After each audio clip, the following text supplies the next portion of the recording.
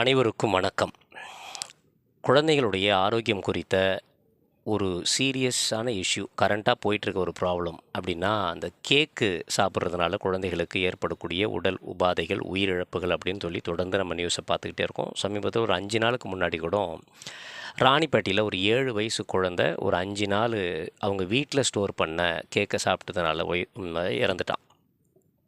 பஞ்சாப்ல ஒரு case nation wide ரொம்ப வெல் நோன் கேஸ் அது பார்த்துருப்பீங்க. ஒரு 10 வயசு குழந்தை ஆன்லைன்ல வந்து சாக்லேட் கேக் ஆர்டர் பண்ணி சாப்பிட்றா, அவ இறந்துடுறா. அதுக்கான ரூட் காஸா என்ன சொல்றாங்க, உள்ளே இருந்த ஹை கான்சன்ட்ரேட்டட் சிந்தெடிக் ஸ்வீட்னர் தான் அது கன்டாமினேட்டா இருந்ததுனால தான் ரீசன் அது அப்படின்னு சொல்றாங்க.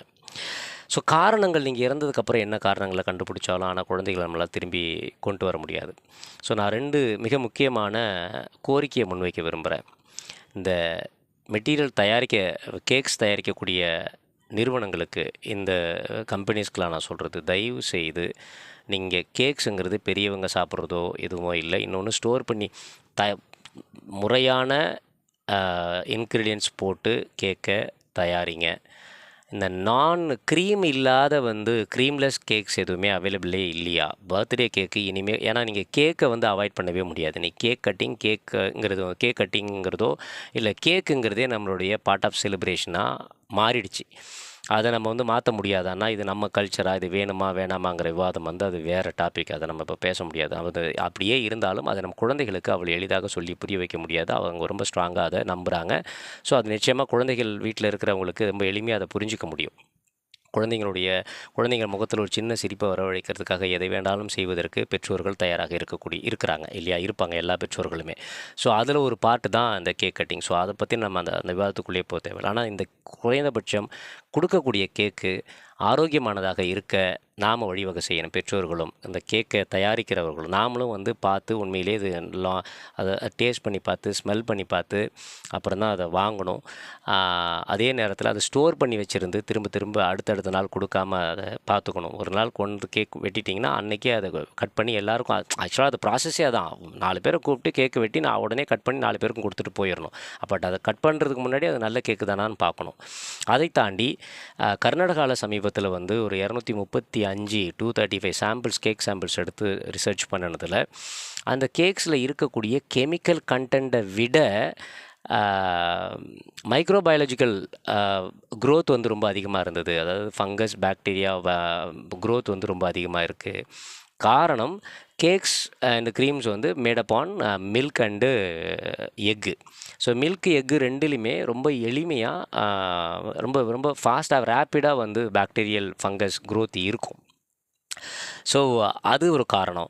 அது என்ன ரீசனால் அது க்ரோத் இருக்குது அப்படின்னா, இம்ப்ராப்பர் ஃப்ரீசிங் தான். ப்ராப்பராக அதை ஃப்ரீஸ் பண்ணாமல், ப்ராப்பராக அதை ஸ்டோர் பண்ணாமல் வச்சுக்கிறது தான் அது ஒரு காரணம். நம்ம ஊரில் எப்போ கரண்ட்டு போகும், எப்போ வரும்னே தெரியாது. அதனால் ரொம்ப எளிமையாக ஃபங்கஸ் ஃபார்ம் ஆகிறதுக்கு வாய்ப்பு இருக்குது. அதே நேரத்தில் நிறைய எலி, பூனை, கரடி இப்படி எல்லாமே போயிட்டு கேக்கை சாப்பிட்டுட்டு மீதி வச்சிருக்க கேக்கு தான் நமக்கு வருது. ஸோ நம்மளுடைய ஸ்டாண்டர்டு, நம்ம எக்கனாமிக்கலி நம்ம கீழே இருக்க நமக்கு அவ்வளவு பாதுகாப்பற்ற, தரமற்ற பொருட்களை தான் இந்த சமூகம் கொடுத்துக்கிட்டே இருக்கும்.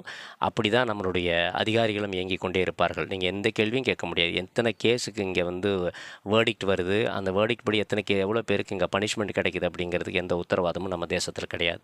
ஸோ நம்ம குழந்தைகளுடைய பாதுகாப்பை நாம் தான் பார்த்துக்கணும். அதில் தயவு செய்து இந்த கடைக்காரர்களிடம் கேட்டுக்கொள்வது, கொஞ்சம் பாதுகாப்பு. நீங்கள் கேக்குங்கிறது குழந்தைங்க சாப்பிட்றது. நம்ம பொதுவாக குழந்தைங்கனாலே இன்னும் அதிகப்படியான அக்கறையோடு அணுகுவோம். அந்த அக்கறையோடு எல்லா கடைக்காரர்களும் அணுக நான் தயவு செஞ்சு இருகரம் கூப்பி கேட்டுக்கிறேன். பாதுகாப்பான கேக்கை குழந்தைகளுக்கு கொடுங்க.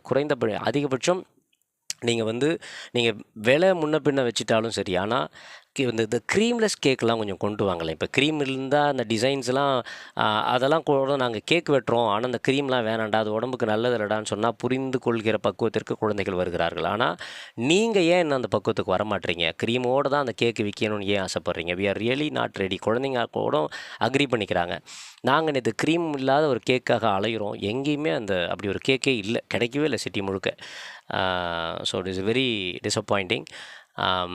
அதிகாரிகளும் இது சார்ந்து வந்து இன்னும் துரிதமான நடவடிக்கைகள் எடுக்க வேண்டும். ப்ராப்பராக வந்து இன்ஸ்பெக்ட் பண்ணணும். இங்கே வர்ற இங்கே இன்கிரீடியன்ஸ் ஆட் பண்ணக்கூடிய இன்கிரீடியன்ஸ் எல்லாமே அலௌடு அளவில் தான் இருக்கா, அப்ரூவ்டு அளவில் தான் இருக்கா, அப்ரூவ்டான இன்கிரீடியன்ஸ் தான் இவங்க பயன்படுத்துகிறாங்களா, அதோட கான்சன்ட்ரேஷன் வந்து குழந்தைகள் ஒரு எடிபிளான கண்டென்ட்டாக இருக்கா, அது வந்து வேறு ஏதாவது அலர்ஜிக் இன்க்ரீடியன்ஸ் உள்ள ஏதாவது இருக்கா, அது குழந்தைகளுக்கு எந்த மாதிரியான உடல் உபாதைகளை உருவாக்குங்கிற ஒரு தீவிர ஒரு அனலைசேஷன் வந்து வேணும்.